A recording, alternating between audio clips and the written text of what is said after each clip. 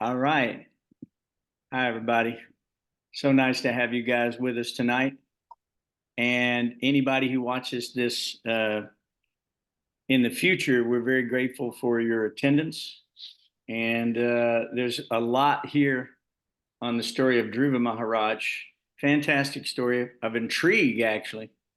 So we'll start out first by pranams. Namo Om Vishnu Padaya Krishna Prasthaya Buddhaya Srimate Bhaktivedanta Swaminiti Namane Namaste Saraswati Devi Gaudavari Pracharane Nirvishesha Shunyavadi Pastyacharya Shatarane Jai Shri Krishna Chaitanya Pravanichananda Shirvati Gadhar Shivasti Gaud Bhaktivinda Hare Krishna Krishna Krishna Hare Hare Hare Ram Ram Ram Hare Hare Om Namo Bhagavate Vasudevaya Om Namo Bhagavate Vasudevaya Om Namo Bhagavate Vasudevaya. And by the way, Narada gave this mantra to Druva Maharaj in this particular chapter, so it should be pretty fun read.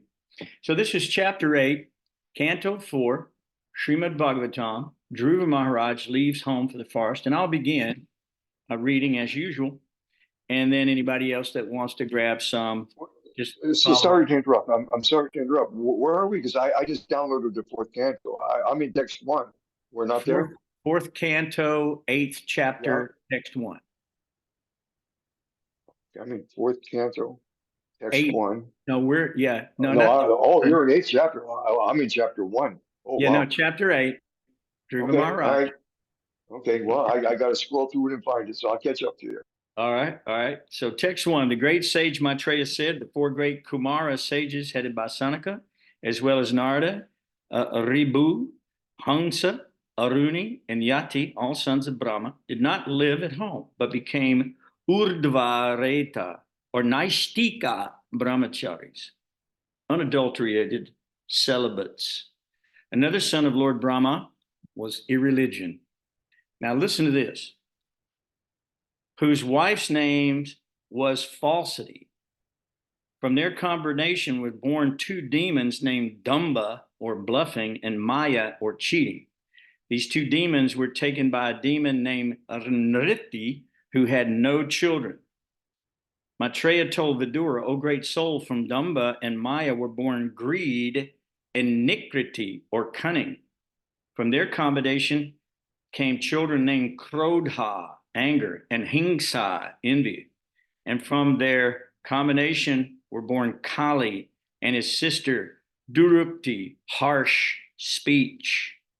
O greatest of all good men, by the combination of Kali and harsh speech were born the children named Mrityu, death, and Biti, fear. From the combination of Mrityu and Biti came children named Yatana, excessive pain, Niraya, hell. Wow. My dear Vidura, I have summarily explained the causes of devastation. One who hears this description 3 times attains piety and washes the sinful contamination from his soul. So hearing those verses 3 times, you attain piety and you wash the sinful contamination from your soul. Maitreya continued, O best of the Kuru dynasty, I shall now describe to you the descendants of Swayambhuva Manu, who were born of part of the plenary expansion of Supreme Personality of Godhead.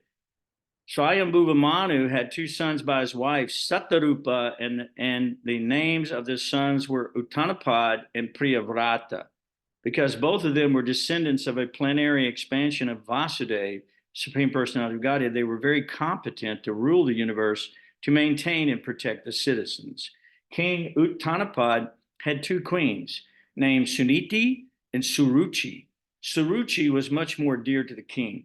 Suniti, who had a son named Druva, was not his favorite. Once upon a time, King Uttanapad was patting the son of Suruchi, Uttama, placing him on his lap. Druva Maharaj was also trying to get on the king's lap, but the king did not very much welcome him. While the child Druva Maharaj was trying to get on the lap of his father, Suruchi, his stepmother became very envious of the child. With great pride, she began to speak so as to be heard by the king himself. We're on text 11, chapter 8, fourth canto, if you're just now joining us. And Raghavati, would you post it? And then everybody mute. Queen Suruchi told Druva Maharaj, "My dear child, you do not deserve to sit on the throne or the lap of the king. Surely you are also the son of the king, but because you did not take your birth from my womb, you are not qualified to sit on your father's lap. My dear child, you are unaware that you were born not of my womb, but of another woman. Therefore, you should know that your attempt is doomed to failure. You're trying to fulfill a desire which is impossible to fulfill. If you at all desire to rise to the throne of the king, then you have to undergo severe austerities. First of all, you must satisfy the Supreme Personality of Godhead, Narayana, and then when you are favored by him because of such worship, you shall have to take your next birth from my womb." The sage Maitreya continued, "My dear Vidura, as a snake, when struck by a stick, breathes very heavily, Druva Maharaj, having been struck by the strong words of his stepmother, began to breathe very heavily because of great anger. When he saw that his father was silent and did not protest, he immediately left the palace and went to see his mother. When Druva Maharaj reached his mother, his lips were trembling in anger and he was crying very grievously.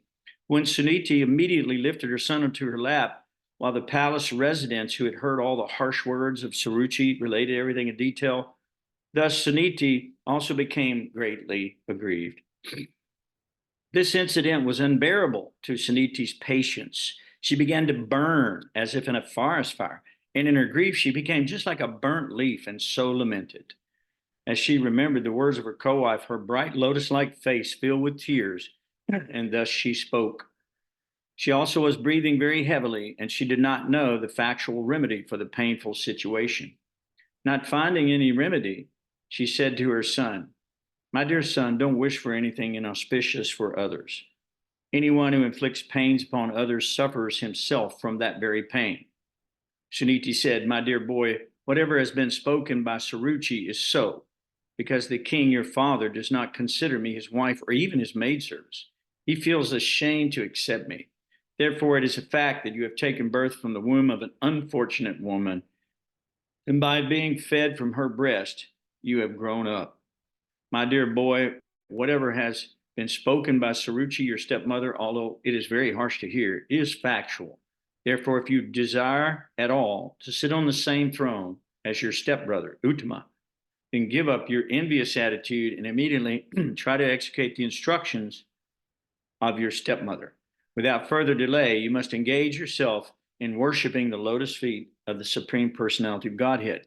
Suniti continued, "Supreme Personality of Godhead is so great that simply by worshiping his lotus feet, your great-grandfather, Lord Brahma, acquired the necessary qualifications to create this universe.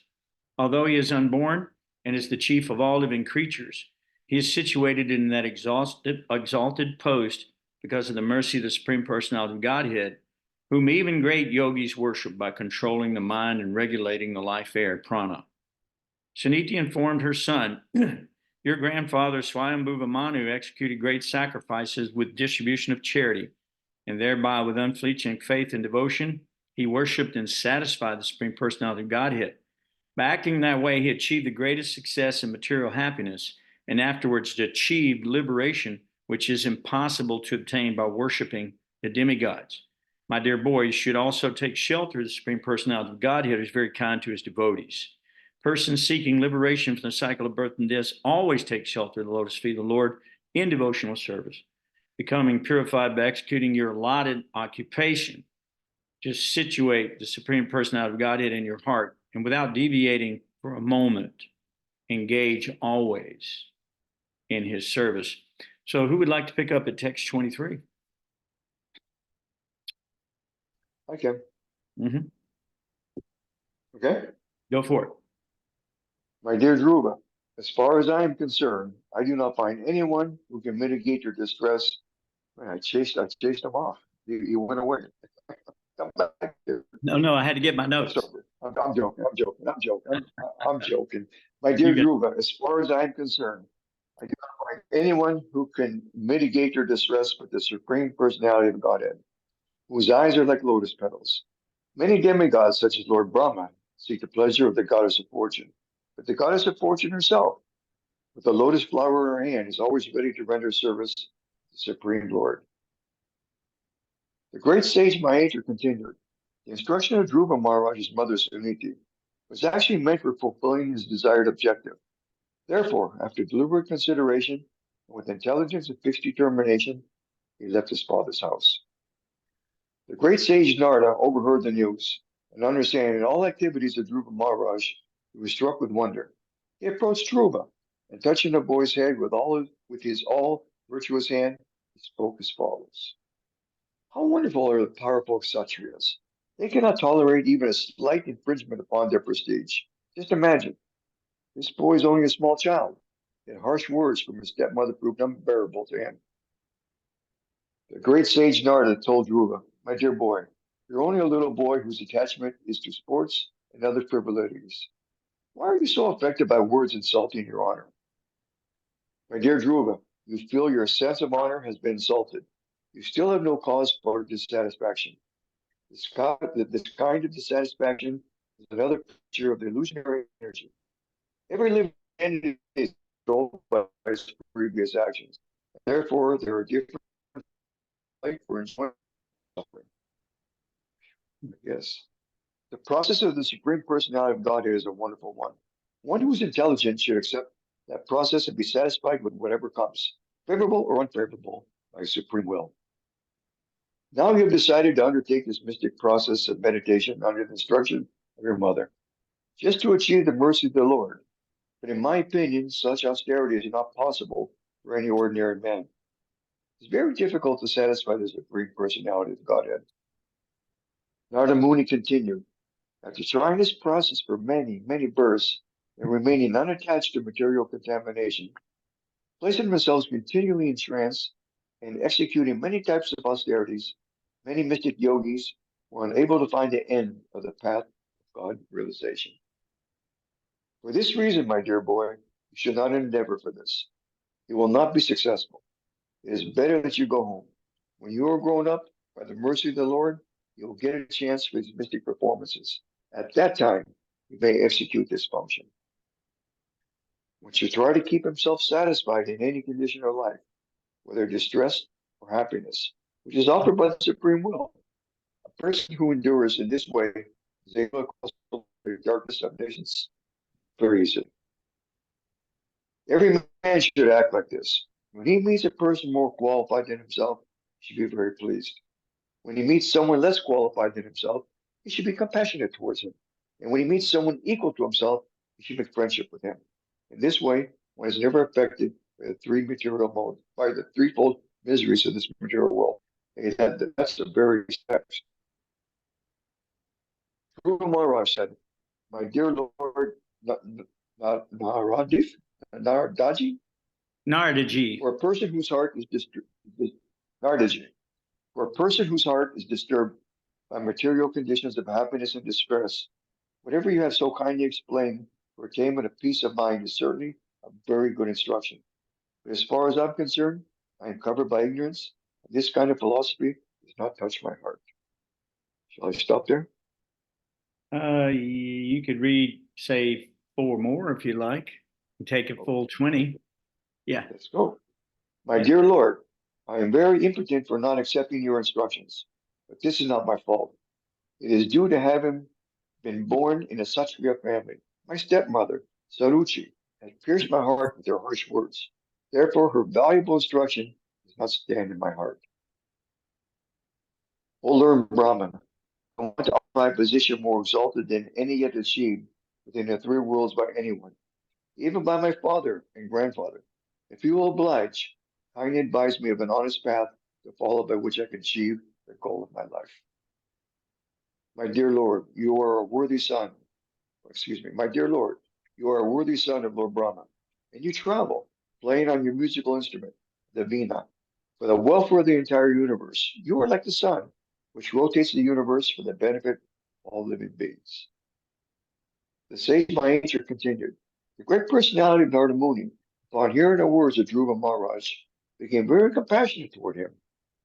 And in order to show him his causeless mercy, he gave the following expert advice. There you go. Thank Here we you. go. That was very good, Jack. Uh, Thank you for that. We Canada. appreciate that. I think you got your signal may be a little weak. Sometimes you were breaking up. Yeah, I'm sure it is. We've had trouble. Don't forget, we have outside router internet here. So we're still in the dark ages. I got. Well, you don't have to pipe in sunlight there, though. That's for sure, because you got plenty of that. All right. Who else would like to read? I could hop in here. Please. What text? I'm sorry. I Text didn't catch 40. 40. Right on. Yeah, baby. All right. The great sage Narada told Druva Maharaja the instruction given by your mother Sanuti to follow the path of devotional service to the Supreme Personality of Godhead is just suitable for you. You should therefore completely absorb yourself in the devotional service of the Lord. Any person who desires the fruits of the four principles, religiosity, economic development, sense gratification, and at the end liberation, should engage himself in the devotional service of the Supreme Personality of Godhead. For worship of his lotus feet yields the fulfillment of all of these. My dear boy, I therefore wish all good fortune to you. You should go to the bank of the Yamuna, where there is a virtuous forest named Madhuvana, and there be purified. Just by going there, one draws nearer to the Supreme Personality Godhead who always lives there. Narada Muni instructed my dear boy in the waters of the Yamuna River, which is known as Kalindi, you should take 3 baths daily because the water is very auspicious, sacred, and clear. After bathing, you should perform the necessary regulative principles for Astanga Yoga and then sit down on your asana, sitting place, in a calm and quiet position. After sitting on your seat, practice the 3 kinds of breathing exercises and thus gradually control the life air, the mind, and the senses. Completely free yourself from all material contamination, and with great patience, begin to meditate on the Supreme Personality of Godhead. The form of the Lord is described herein. The Lord's face is perpetually very beautiful and pleasing in attitude. To the devotees who see him, he appears never to be displeased, and he is always prepared to award benedictions to them. His eyes, his nicely decorated eyebrows, his raised nose, and his broad forehead are all very beautiful. He is more beautiful than all the demigods. Narada Muni continued, the Lord's form is always youthful. Every limb and every part of his body is properly formed, free from defect. His eyes and lips are pinkish like the rising sun. He is always prepared to give shelter to the surrendered soul, and anyone so fortunate as to look upon him feels all satisfaction. The Lord is always worthy to be the master of the surrendered soul, for he is the ocean of mercy. The Lord is further described as having the mark of Srivatsa, or the sitting place of the god of fortune, and his bodily hue is deep bluish. The Lord is a person, he wears a garland of flowers, and he is eternally manifest with 4 hands, which holds, beginning from the lower left hand, a conch shell, wheel, a club, and a lotus flower. The entire body of the Supreme Personality Godhead, Vasudeva, is decorated. He wears a valuable jeweled helmet, necklaces, and bracelets. His neck is adorned with the Kastuba jewel, and he is dressed in yellow silk garments. The Lord is decorated with small golden bells around his waist, and his lotus feet are decorated with golden ankle bells. All his bodily features are very attractive and pleasing to the eyes. He is always peaceful, calm, and quiet, and very pleasing to the eyes and the mind. Real yogis meditate upon the transcendental form of the Lord as he stands on the whorl of the lotus of their hearts, like the jewel-like nails of his lotus feet glittering. The Lord is always smiling, and the devotee should constantly see the Lord in this form, as he looks very mercifully towards the devotee. In this way, the mediator should look towards the Supreme Personality, Godhead, the bestower of all benedictions. One who meditates in this way, concentrating his mind upon the always auspicious form of the Lord, is very soon freed from all material contamination, and he does not come down from meditation upon the Lord. O son of the king, now I shall speak into the mantra which is to be chanted with this process of meditation. One who carefully chants this mantra for 7 nights can see the perfect human beings flying in the sky. Om Namo Bhagavate Vasudevaya. This is Yep. the 12, yes, yeah. This is the 12-syllable mantra for worshiping Lord Krishna. One should install the physical forms of the Lord and the chanting of the mantra. One should offer flowers and fruits and other varieties of foodstuffs exactly according to the rules and regulations prescribed by authorities. But this should be done in consideration of place, time, and attendant conveniences and inconveniences. One should worship the Lord by offering pure water, pure flower garlands, fruits, flowers, and vegetables which are available in the forest, or by collecting newly grown grasses, small buds of flowers, or even the skins of trees, and if possible, by offering tulsi leaves, which are very dear to the Supreme Personality of Godhead. It is possible to worship a form of the Lord made of physical elements such as earth, water, pulp, wood, and metal. In the forest one can make a form with no more than earth and water and worship him according to the above principles. A devotee who has full control over his self should be very sober and peaceful and must be satisfied simply by eating whatever fruits and vegetables are available in the forest. My dear Druva, besides worshiping the deity and chanting the mantra 3 times a day, you should meditate upon the transcendental activities of the Supreme Personality of Godhead in his different incarnations as exhibited by his supreme will and personal potencies. One should follow him. Is that good? Yeah, man, that's fantastic. Thank you. I think that was good reading. I see. Yeah, thank you very much for that. I see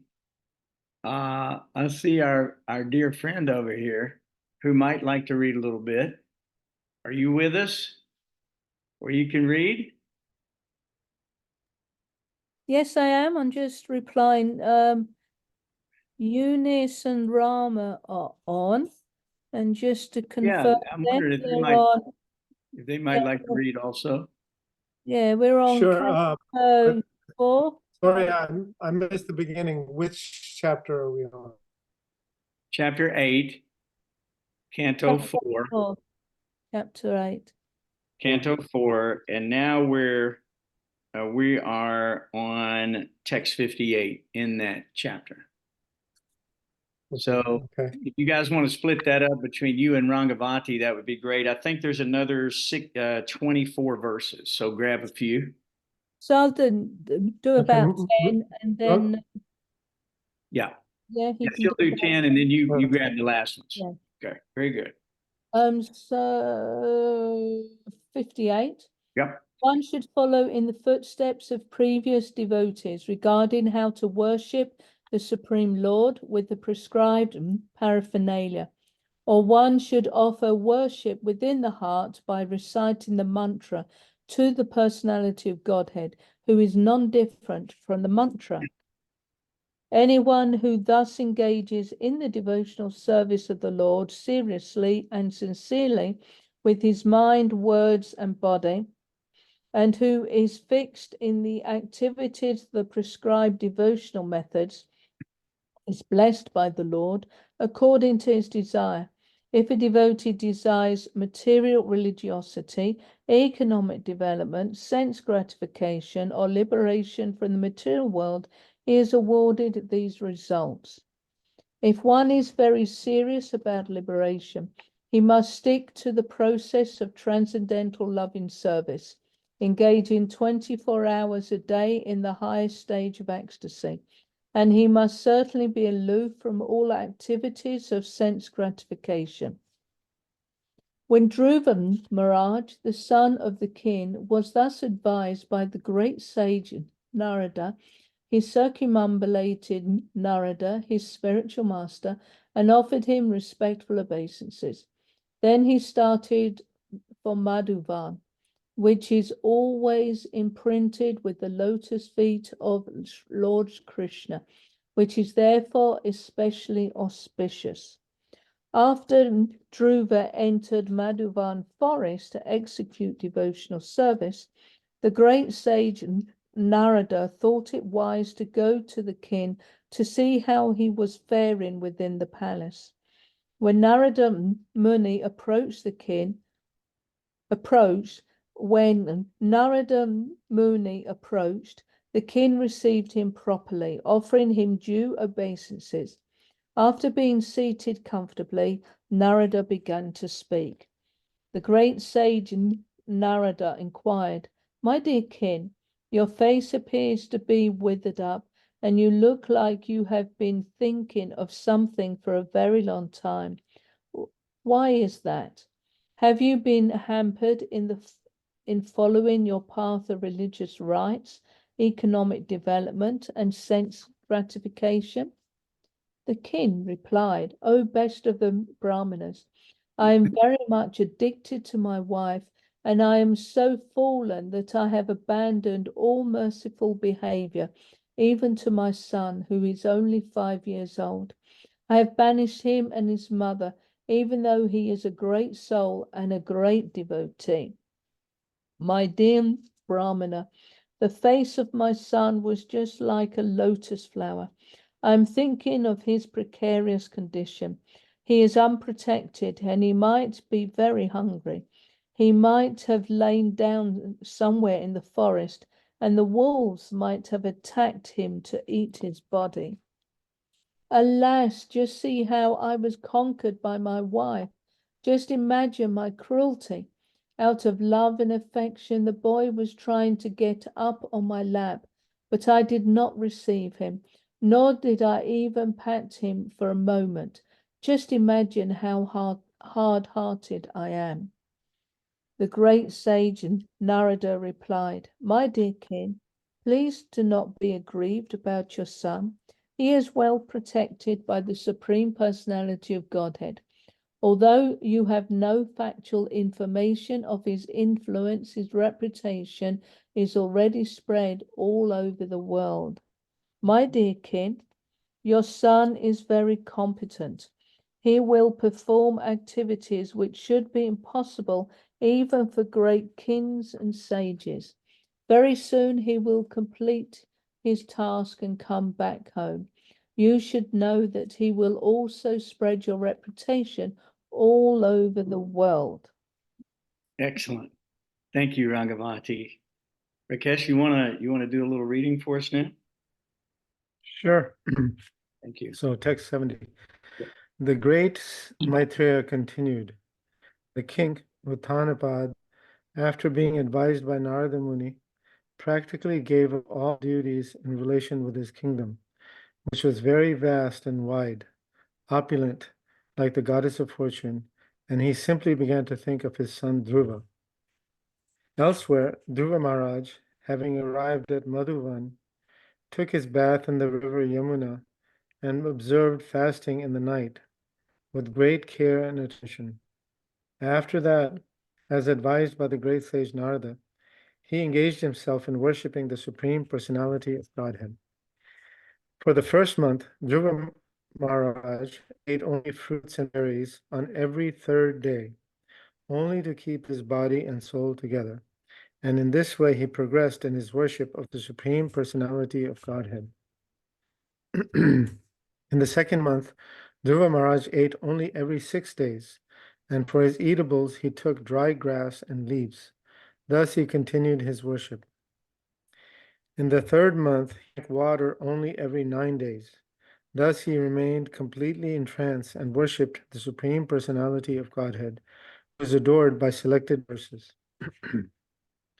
In the fourth month, Druva Maharaj became a complete master of the breathing exercise, and thus he inhaled air only every 12th day. And this became completely fixed in his position and worshipped the Supreme Personality of Godhead. By the 5th month, Maharaj Druva, the son of the king, had controlled his breathing so perfectly that he was able to stand on only one leg, just as a column stands, without motion, and concentrate his mind fully on the Parabrahman. He completely controlled his senses and their objects, and in this way he fixed his mind, without aversion to anything else, upon the form of the Supreme Personality of Godhead. When Druva Maharaj thus captured the Supreme Personality of Godhead, who is the refuge of the total material creation, and who is the master of all living entities, the 3 worlds began to tremble. As Druva Maharaj, the king's son, kept himself steadily standing on one leg, the pressure of his big toe pushed down half the earth, just as an elephant being carried on a boat rocks the boat left and right with his every step. When Druva Maharaj became practically one in heaviness with Lord Vishnu, the total consciousness, due to his fully concentrating and closing all the holes of his body, the total universal breathing became choked up, and all the great demigods in all the planetary systems felt suffocated and thus took shelter of the Supreme Personality of Godhead. The demigod said, "Dear Lord, you are the refuge of all moving and non-moving living entities. We feel all living entities to suffocating, their breathing processes choked up. We have never experienced such a thing. Since you are the ultimate shelter of all surrendered souls, we have therefore approached you. Kindly save us from this danger." The Supreme Personality of Godhead replied, "My dear demigods, do not be perturbed by this. It is due to the severe austerity and full determination of the son of King Uttanapad, who is now fully absorbed in thought of me. He has obstructed the universal breathing process. You can safely return to your respective homes. I shall stop this boy in his severe act of austerities, and you will be saved from this situation." Thank you, Rakesh. That was very, very nice. So that's quite a long chapter. Normally, it's about the size of 2 chapters here, it looks like, but there's a lot of information in this chapter. Does anybody have any illuminations or any questions or anything they want to bring out about this chapter? Because there's tons of information here in this chapter, unbelievable amounts. So if you have anything you'd like to bring up or talk about, let's do that at this time. And if you want, yeah, go ahead. Go ahead. Just one thing I wanted to point out was, in these reading how Dhruva Maharaj worshipped Lord Krishna, and he was in the middle of the forest. So I thought it's so nice that, it doesn't require much to worship and please Krishna, and it's according to whatever means you have.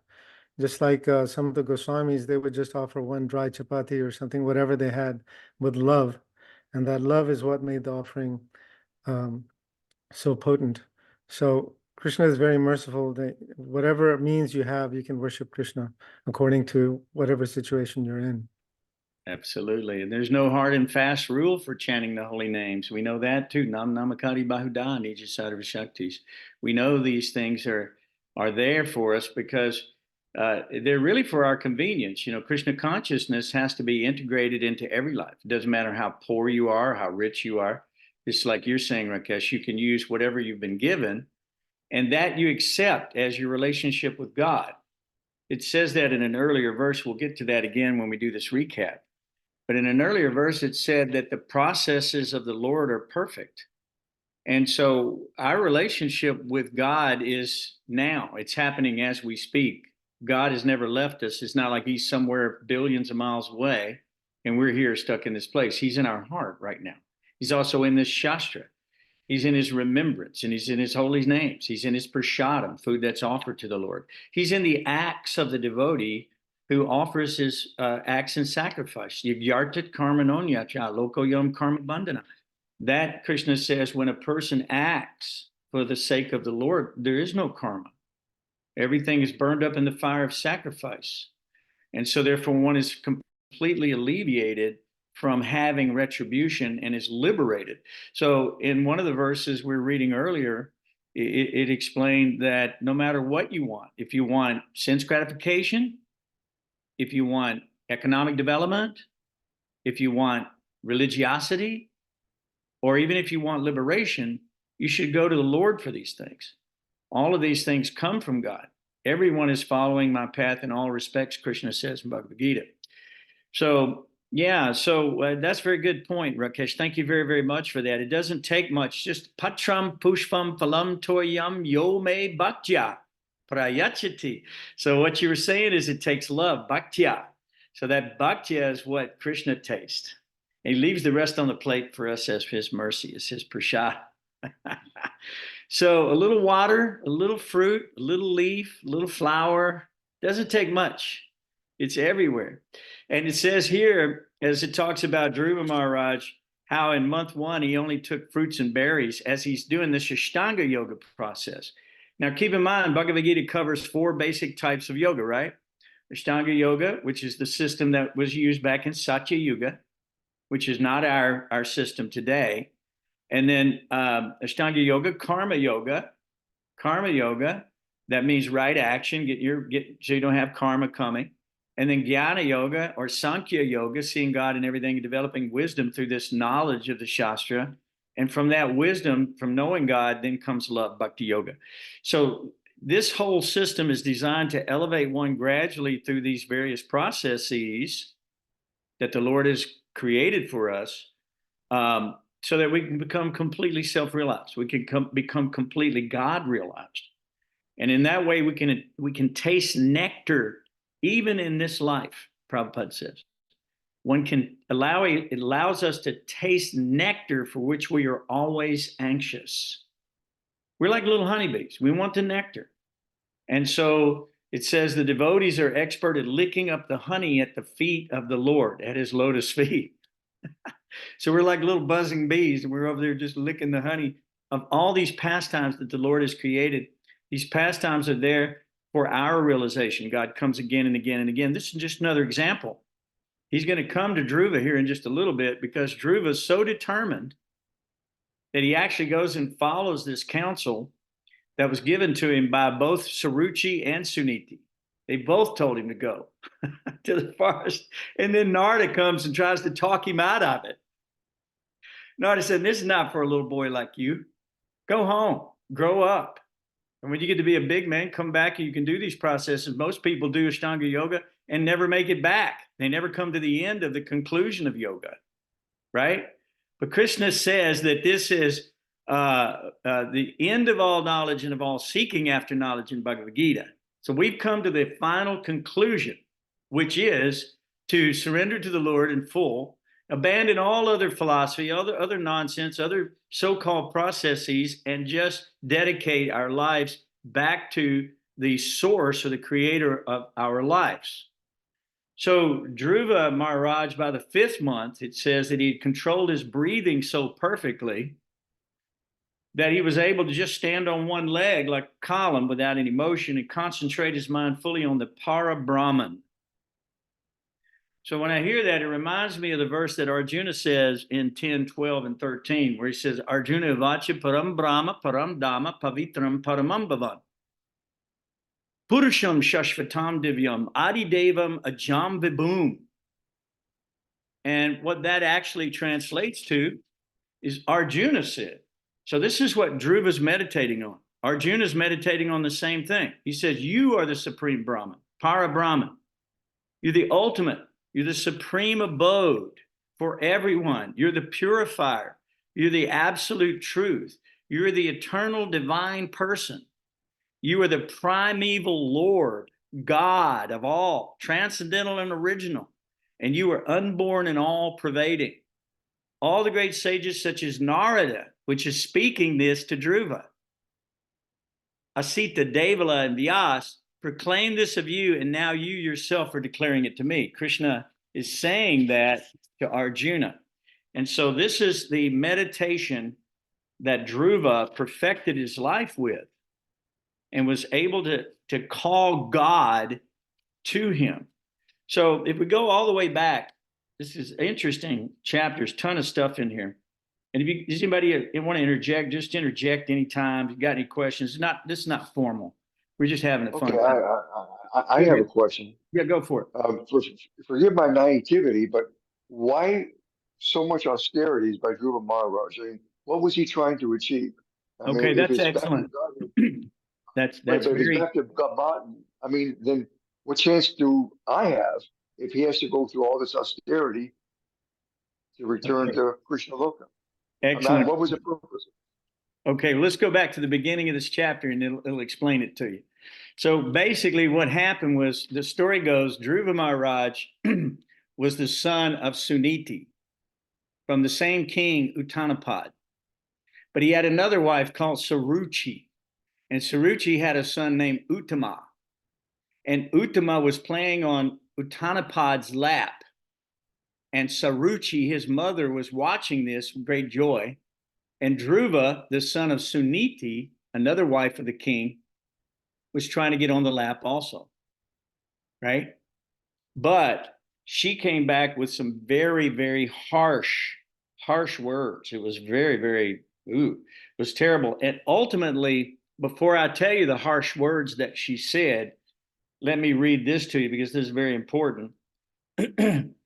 And this was in text 2 to 5. It says that if you read these 3 verses 3 times, you're washed of all contamination from your soul, all contamination within the soul. And these things that I'm reading in these 3 first verses are the causes of all devastation. The cause of all devastation. And what are they? It says in text 2, one of the sons of Brahma. Now, Brahma's he's the father of this universe, right? He's empowered by Krishna. He's born in the navel lotus, and he's empowered by Krishna to create a universe. There's a Brahma in each universe. But one of his sons was irreligion, and his wife's name was falsity. Their combinations produced 2 demons named Damba, or bluffing, and Maya, or cheating. And then they were taken by a demon named Nritti, who had no children to be raised. From Damba and Maya were born greed and Nikriti, or cunning. And from their combination came children named Krodha, or anger, and Hingsa, or envy. Just like we say ahimsa, it means nonviolence. Hingsa means envy or violence. Envy is violent. Envy means I'll take from you. I hate you because you have something I don't have. So that's why it says later in this chapter that one should accept whatever comes to themselves as his lot in life. This is the reciprocation God is giving to you. This is what you deserve. You shouldn't envy another person. So here, one of the children in their combination comes envy, and from their combination comes Durupti, or harsh speech. And from harsh speech were born the children named Ritu, death, and Biti, or fear. From their combination came excessive pain, Yatana, and Niraya, or hell. So this whole problem started because she had envy of the other wife, and she didn't want that child on the lap of the king. And she goes on to say these cruel words, and this is the cause of devastation. But in this case, it was the cause of liberation of Druva. I'm going to give you the motivation. I'm going to answer your question, but I got to tell you this first. So, by the way, Brahma is his grandfather. I mean, Swayambhuva Manu, well, no, Swayambhuva Manu is his grandfather, so I guess Brahma would be his great-grandfather because his father is Uttanapad. So it says, okay, wait, I got to go up to this. So it goes through the story, and it says, once upon a time, King Uttanapad was patting the son of Saruchi, Uttama, placing him on the lap. And Druva Maharaj was trying to get on the king's lap. The king did not welcome him very much. While the child, Druva Maharaj, was trying to get on the lap of the father, Saruchi, his stepmother, became very envious. You get it? She was envious, and then what happened is, and with great pride, she began to speak as to be heard even by the king himself.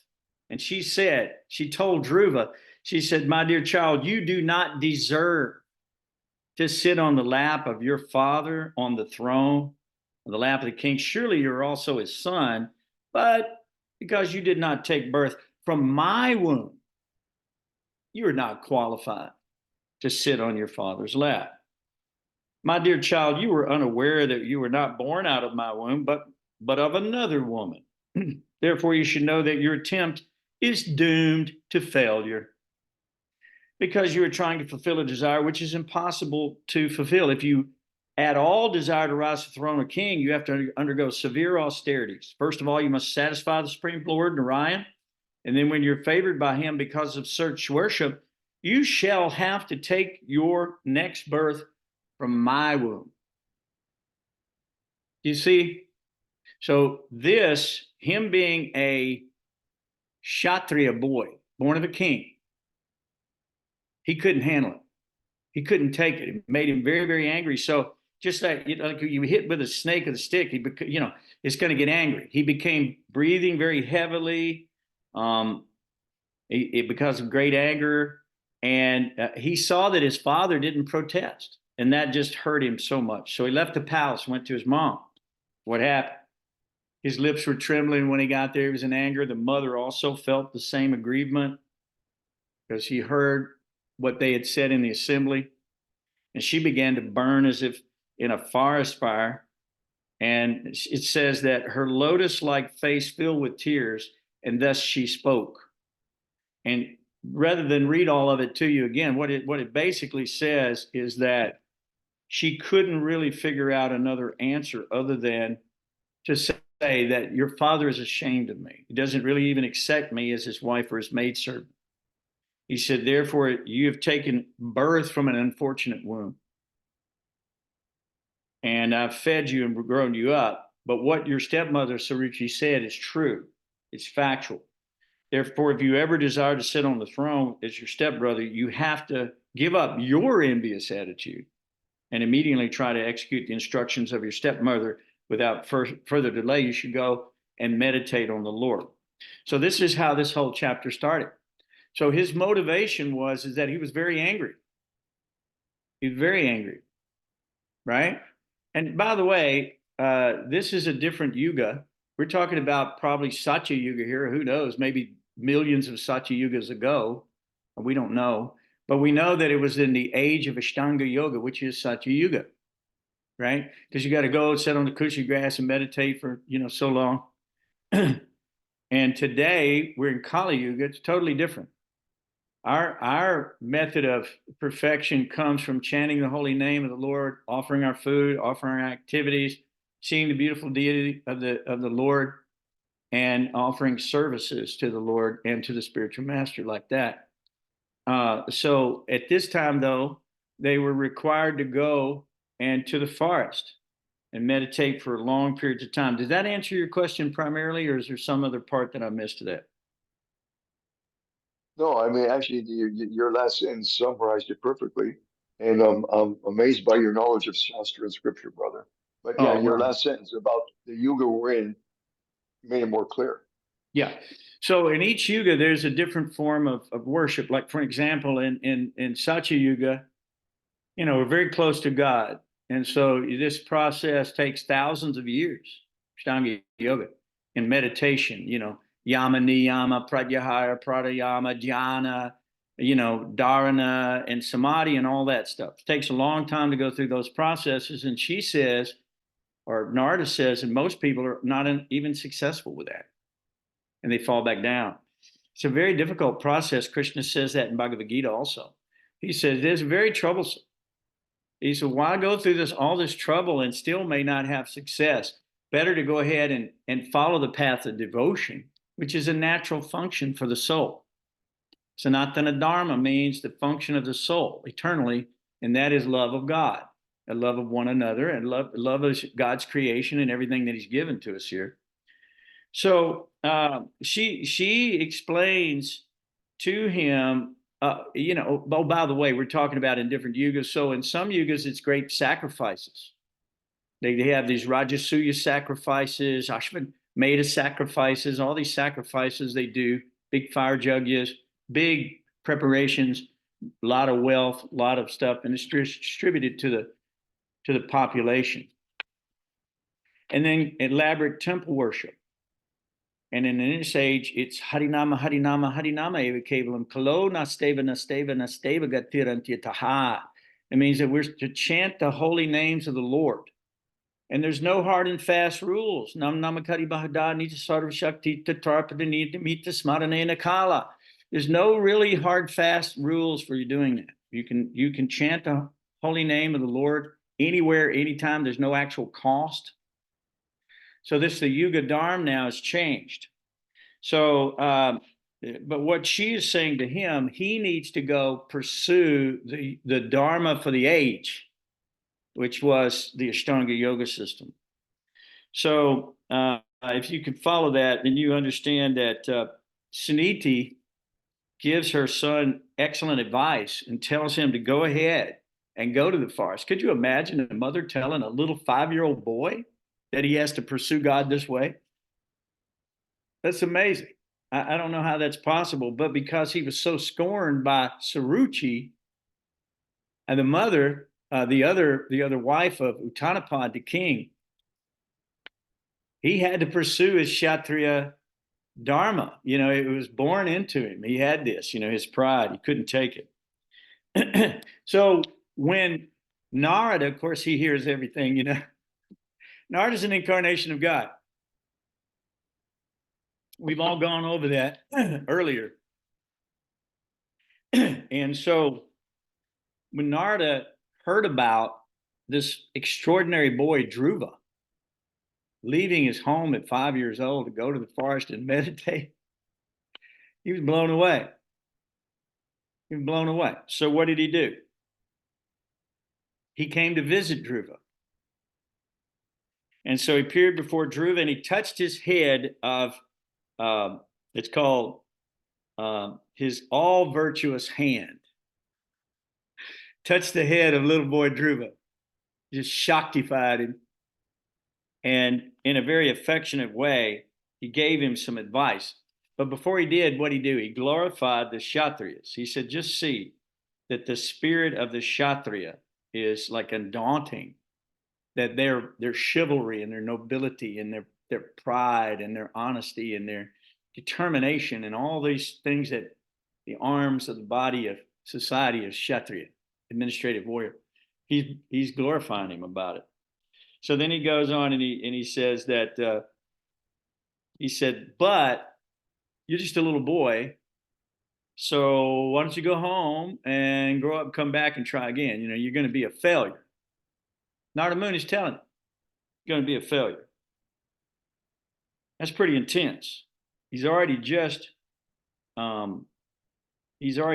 been cut down by Suruchi, and the king didn't even protest. He went to his mother. She told him, I can't help you. You're going to have to meditate on the Lord, on Krishna. And so what Narada says is how wonderful are the powerful Kshatriyas. They cannot tolerate even a slight infringement upon their prestige. Just imagine, this boy is only a small child, yet harsh words from his stepmother proved unbearable to him and became his motivation to go to the forest and do this. But he told him, he said, just go home, play sports and other frivolities. Don't worry about meditating on God. Why are you so insulted about your honor? You're just a little kid. And Druva says, he said, if you feel like your honor is being insulted, you still have no cause for dissatisfaction. He said, it's just the illusory energy, therefore just let it go. So Narada's trying to talk to him like this. And he also tries to tell him in rational sense that these are the processes of the Lord. Just take it in humility, accept whatever God gives, be grateful for it, whether it becomes favorable or unfavorable, like our verse in the Bhagavad Gita, Krishna says, matras parsas tu kontaya, shistosna sukadukada. So whether it's good, bad, ugly, just take it as the Lord's mercy, as your lot in life. You deserve worse. And accept it. By doing so, you'll please the Lord and he'll give you more. So, but then he said, now you're trying to take up this process, which you can't actually do. It's very difficult to satisfy the Lord this way. So he tells him to go home because even yogis weren't able to find the end of this path of God realization. So for this reason, you should not endeavor for this, he says. Better you just go home, grow up. So that's what Narada says to him. And what does Druva say back? That little 5-year-old boy. What does he say back? He says, my dear Lord Naradaji, he said, for a person whose heart is disturbed by the material conditions of happiness and distress, whatever you have so kindly explained for attainment of peace of mind is certainly a very good instruction. But as far as I'm concerned, I'm covered by ignorance, and this kind of philosophy does not touch my heart. Druva's laying into Narada. He said, my dear Lord, I am very impudent. He admits he's impudent. And he says, for not accepting your instructions. But it's really not my fault. So who does he blame? Anybody know who he blames? It's not my fault. I'm impudent. Being born in a Kshatriya family. That's exactly right. Thank you, Rakesh. He was born as a Kshatriya. He's born with these things. Therefore, he could not tolerate this harsh work. He couldn't do it. He had to get up. So what did his goal become? What was his goal? Okay, he's insulted. What was his goal? What is he going to do now? What does he want? Anybody know what he wants? He said, "O learned Brahmana, I want to occupy a position more exalted than any yet achieved within the three worlds by anyone." Now that's asking for a lot, guys. Okay, come on, you know. So, right? So he wants a position more exalted than even his father and his grandfather. So he says, kindly advise me an honest path to follow where I can achieve this goal of my life. So what does Narada tell him? What does he tell him? He explains to him the path of Ashtanga Yoga. And he tells him how to meditate on the Lord, exactly how to go about that. And he told him to go to Madhuvan forest in Vrindavan on the banks of the Yamunas, where Krishna always lives. Now, Miss Rangavati knows a little bit about Madhuvan forest. She's translating a book called The Vrindavan Forest for her spiritual master, Indradyumna Swami. And do you have any nugget of activities in Madhuvan forest? We know that Druva went there to meditate. That was, huh? Yeah, I remember that he speaks, he gives Druva Maharaj's story as being one of the pastimes for Madhuvan Forest. Yes, that's what I was thinking when we were reading it through. Yes. Isn't that wonderful? So that's one of the reasons we want to do this story. This God appears, Narayan appears before little Druva in a minute. So it's not actually what you would call an incarnation in the world necessarily, but it's an appearance of the Lord for Dhruva's benefit. And by the way, he does award Druva that. And you'll find that in later chapters that Druva has a position more exalted than anybody in the universe because he received that boon from the Lord. But Druva later laments that. He said, I could have gone for gold or diamond. Instead, I just took broken glass. In other words, he wanted something less than pure love of God and full surrender. He asked for the highest position in the universe. We'll get to that. That's later chapters, but I didn't mean to give away this punchline, but couldn't help myself. So it says that whatever you want, religiosity, economic development, sense gratification, liberation, you got to go to Krishna to get it. And Krishna says that whether you're full of all, desires, or you're free of any desires, or whatever you want, you come to God to get. Don't run away from God. There's no reason. You can't hide anyway. God is the super soul in everyone's heart. Excuse my throat. We had a Earth Day this weekend. I talked so much, it hurts. But I'm going to make this class a little shorter because of that, if you don't mind, just to save the throat. But that'll be a first one. That Gayatri, he'd go, man. He won't stop. We're having fun with this philosophy. It's the best stuff you could ever get your hands on. So therefore, he says, go to Madhuvan forest, get purified, worship the Lord, tells him what to do, how to do it, when to do it, take 3 baths a day, he tells him. Do the regular principles of Ashtanga Yoga, sit down in a calm, quiet position, and do your breathing exercise, control the life air, completely free yourself from material contamination, meditate on the Supreme Personality of Godhead, tells him how to do it, tells him what God looks like in those chapters 45 through 52. I would recommend you read these again and again, because Narada describes how to meditate on the Lord. He says that the Lord's form is always useful. Every limb of his body is properly formed, free from defect. By the way, they're all interchangeable. Krishna can impregnate with his eyes. He can do whatever. He does not dependent on like that. It says, so he is the master worthy of your worship.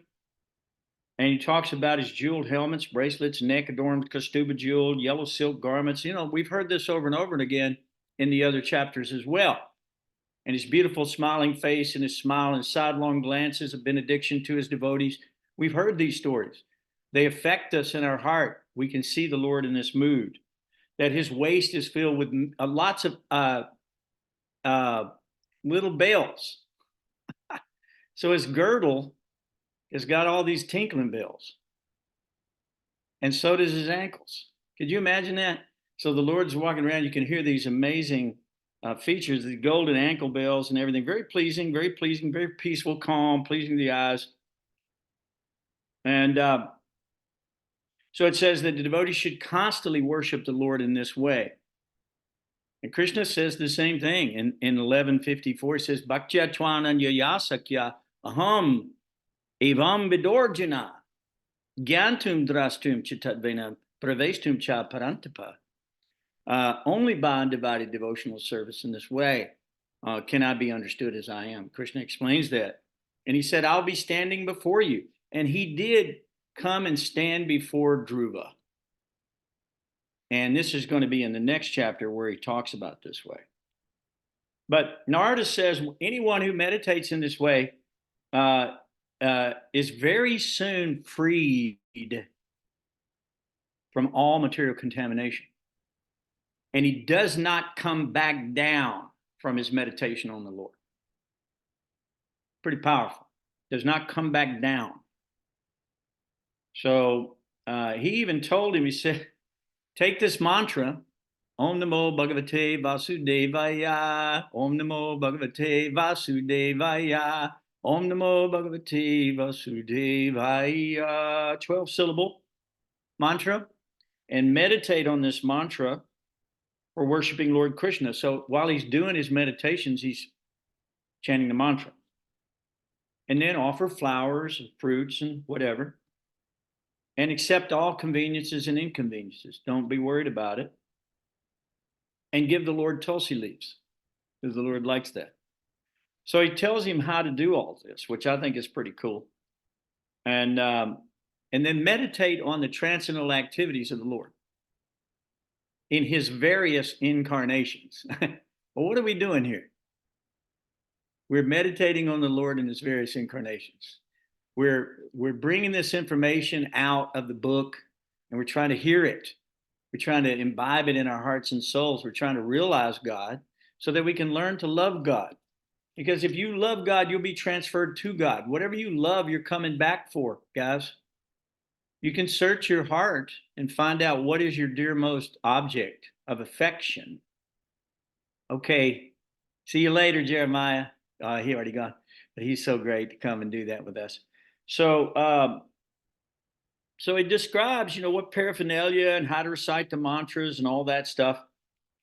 And it says that anyone who does this and follows these devotional methods achieves all of the benefits of religiosity, sense gratification, right? Economic development and moksha. You get it all. You get liberation. You get it all. So, I mean, if you can get it all, Prabhupada said if you had $1 million, all your $100 problems are immediately solved. So we've got all these problems: birth, death, old age, disease.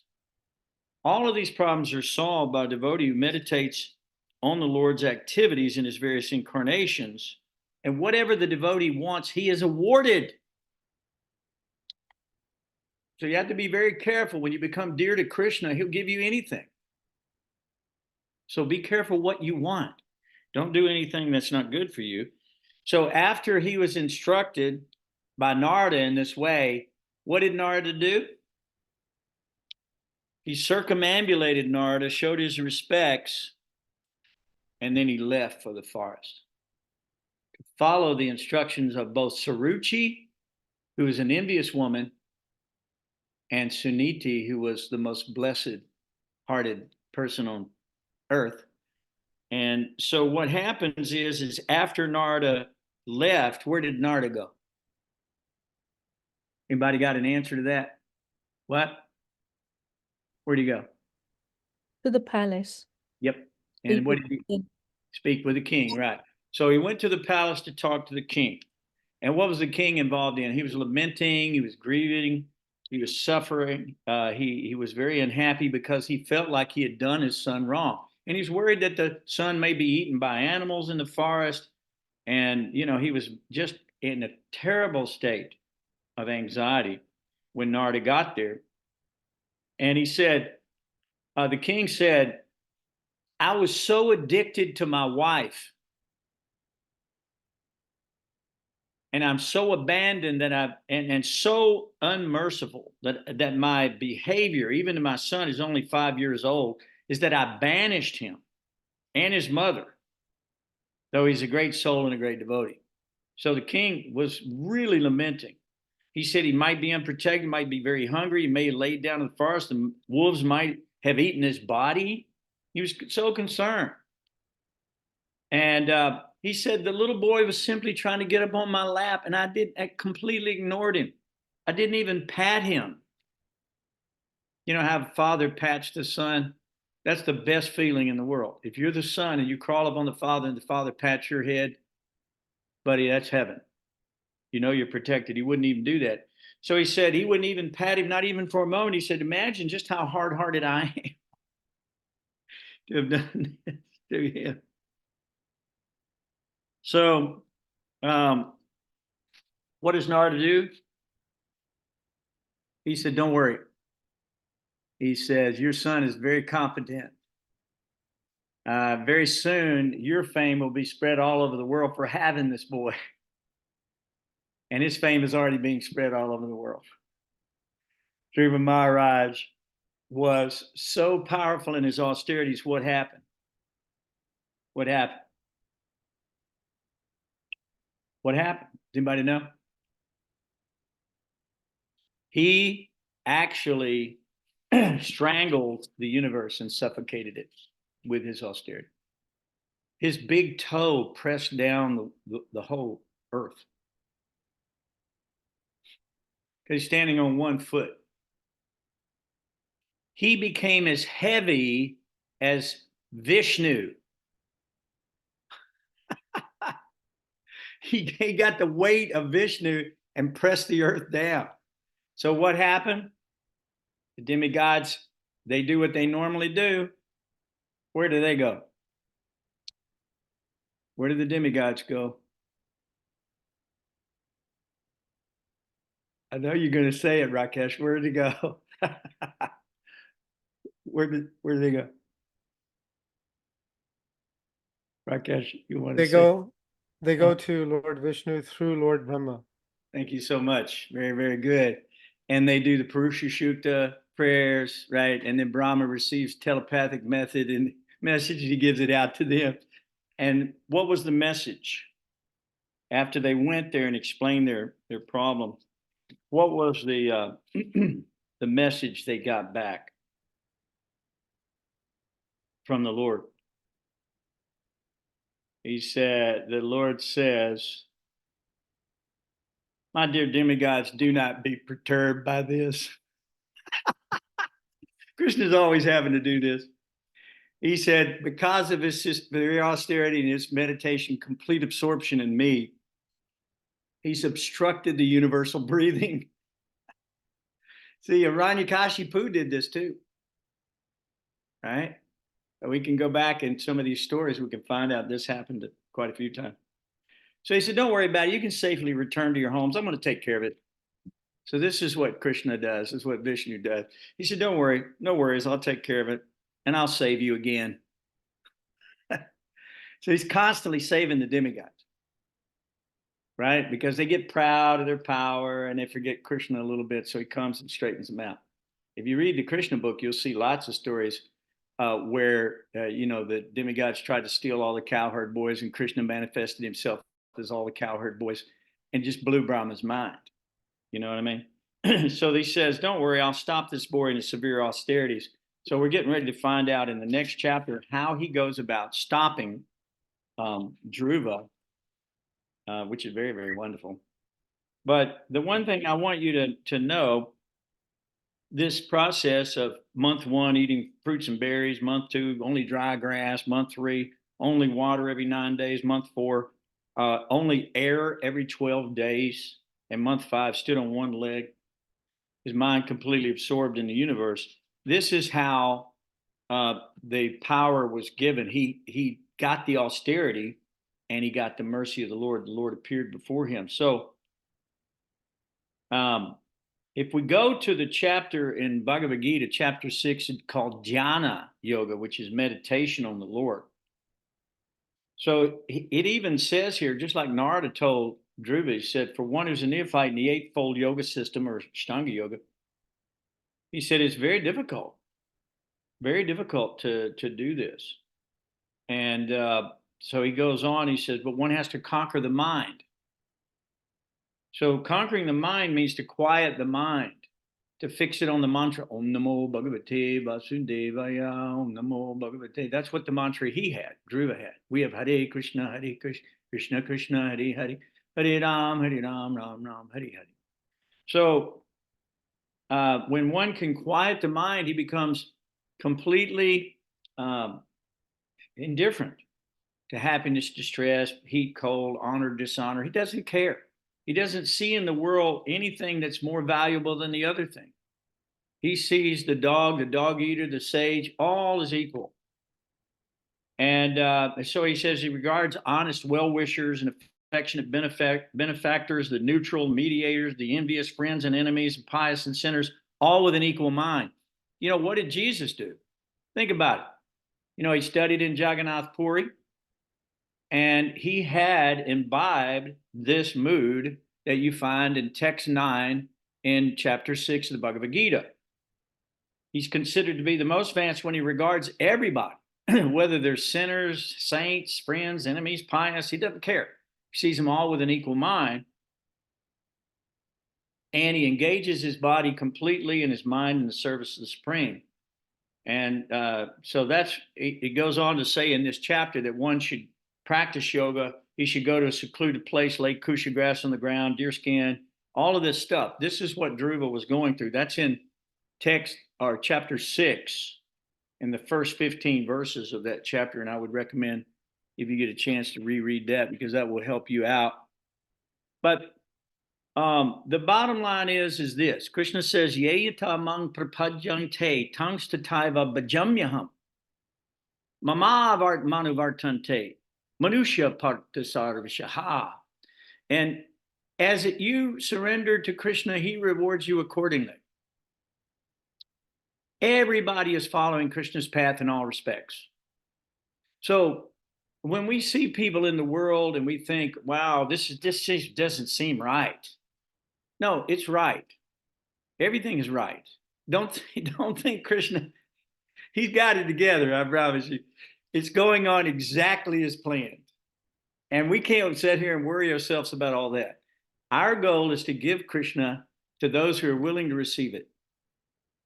And if they're not willing to receive it, we just go to the next.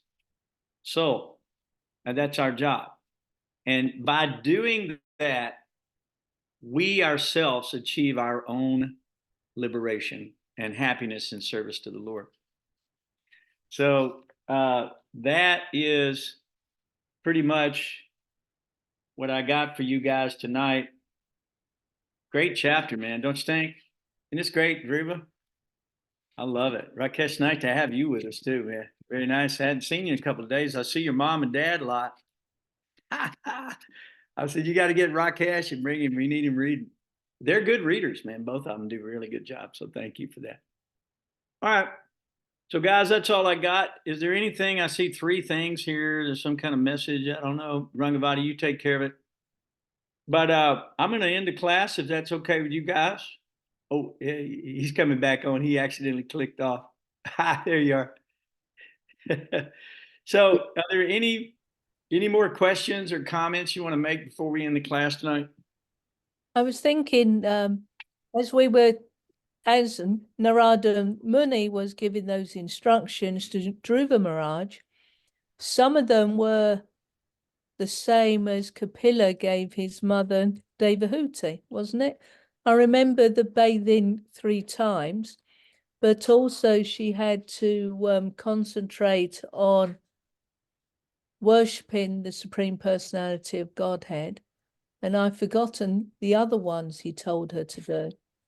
No, it's a theme that you'll see repeated throughout the Srimad Bhagavatam over and over and over and over again. And Narada Muni meditated this way. I mean, everybody goes through this process, but in Kali Yuga, we have our process, which is Sankirtan, Cheto, Darpanam, Marjanam, Baba Mahadevagni, Nirvapanam, Shriya Karavya, Chandrika Vitaram, Vidyavatu Jivanam. We are Param Vijayate Shri Krishna Sankirtanam. That's what we are. We're chanting Shri Krishna. We're chanting the Sankirtanam of Shri Krishna.